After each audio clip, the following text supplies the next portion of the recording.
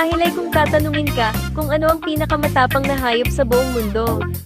Siguradong isasagot mo ay leon, sino ba namang hindi, di ba? Ang leon na ata ang pinakamatapang na hayop na alam natin. Ngunit alam nyo ba na may mas matapang pa sa kanila, na kinilala ng Guinness World Record bilang pinakamatapang na hayop sa buong mundo? Kilalanin, ang honey badger, sa kabila ng kanilang sukat na 3 feet at may timbang na 25 to 30 pounds ay wala silang inaatrasan kahit pa leon at hyenas.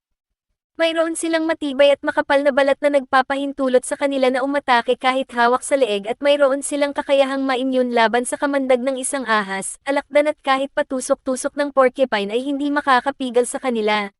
Sila ay mga omnivores at nakuha nila ang kanilang pangalan dahil sa pagkain nila ng honey at honeybee larvae at kilala rin sila na kumakain ng ahas at maliliit na mga mammals.